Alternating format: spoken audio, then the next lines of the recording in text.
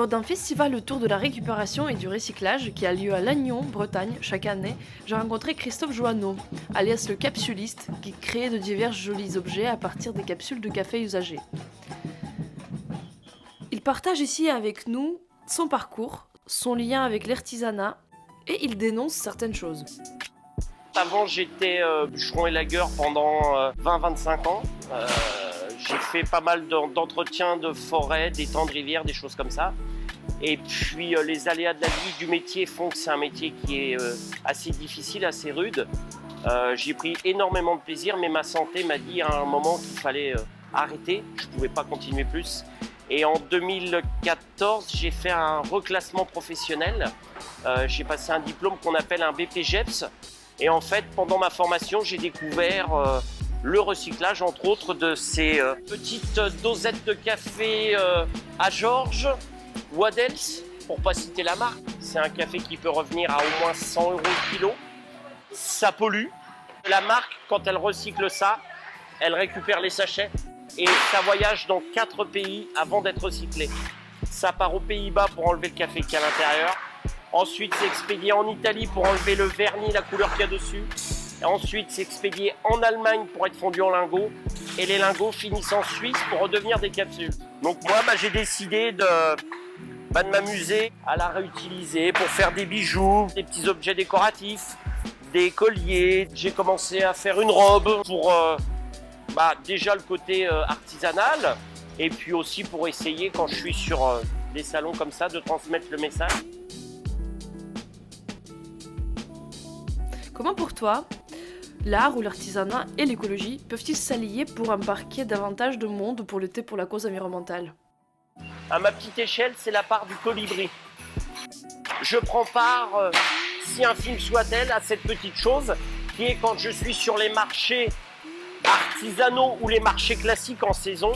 De temps en temps, c'est pas toujours le cas avec tous les clients, mais de temps en temps, quand je vois que les gens sont sensibles à ça, j'essaye d'avoir cette démarche d'expliquer le pourquoi, les problèmes que ça crée au niveau des déchets, ces choses-là. Donc j'essaye aussi de sensibiliser les gens à ça. Et en dehors de ça, par mes actions aussi que je fais, en dehors de l'artisanat, j'essaye aussi de promouvoir un maximum de fois tout ce qu'il y a autour, quoi, la biodiversité, tout ça. C'est pas que là-dessus, c'est assez vaste. Au quotidien, il faut essayer. Chacun fait sa petite chose, quoi. Je pense qu'il y a comme ça qu'on s'en sortira. Comment cette reconversion en artisan d'art engagé a impacté ta vie personnellement ?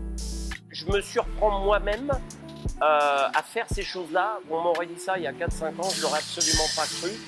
Mais je pense que, alors comme beaucoup de gens, mais j'ai eu un parcours de vie assez difficile. J'ai perdu mes parents assez jeunes, j'ai eu du mal, j'ai eu mes problèmes de santé, il y a tout ça.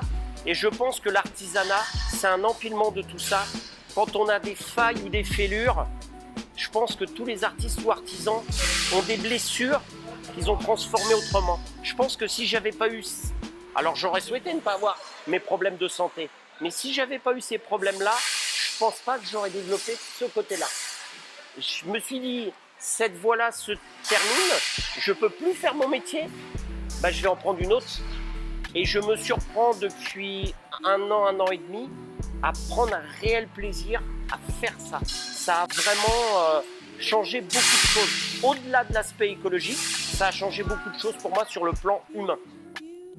Est-ce que tu peux raconter d'où proviennent tes matières premières ? Il y a des magasins qui sont des points de collecte pour la marque. J'ai simplement été démarcher ces points de collecte pour leur demander s'ils étaient d'accord pour me redonner cette matière qui me sert. Donc eux, pour que les circuits continuent de fonctionner, tous les déchets que je n'utilise pas et toutes les couleurs ou capsules écrasées ou abîmées que je n'utilise pas, je les trie, je les remets en sachet et je les ramène au point collecte. Comme ça, je continue aussi à faire tourner le point de collecte. C'est comme ça aussi que les choses doivent fonctionner. Surtout avec cette capsule qui représente quand même 1 à 2 milliards de capsules uniquement en France consommées chaque année, ce qui représente quand même au bas mot 25 à 30 000 tonnes d'aluminium par an, rien qu'en France. Merci Christophe. Et pour la fin, as-tu une histoire, un lien avec ton beau métier qui t'a marqué à partager avec nous ? Pour moi, ça fait partie des plus belles récompenses que je peux avoir sur mon travail. Il y a 2 ans, sur un marché nocturne que je faisais ici sur la côte, à Perros-Guirec, j'ai un couple de gens qui sont des Français expatriés qui vivent à l'année au Caire. J'ai la femme du couple qui m'a dit qu'elle était en lien avec ce qu'on appelle les chiffonniers du Caire et qu'elle était très intéressée par mon artisanat parce que les enfants des rues là-bas récupèrent dans les amas de déchets monstrueux, récupèrent parfois des capsules de café, mais eux se contentaient de les écraser, de coller des petites choses dessus. Et elle était très impressionnée, très étonnée de ce que je faisais et de la diversité des bijoux que je faisais. Et elle m'a dit qu'elle était intéressée par prendre des photos et montrer aux enfants le processus de certains modèles que je faisais pour qu'éventuellement les enfants reproduisent ces modèles et que ça leur amène un petit revenu en revendant aux touristes. Et je crois que ce jour-là, ça a été assez compliqué pour moi parce que j'ai dû abandonner mon stand pendant quelques minutes, retourner à mon véhicule et j'en ai pleuré parce que ça m'a vraiment beaucoup touché. J'ai vraiment eu l'impression de servir à quelque chose. Ça a vraiment été quelque chose qui m'a marqué.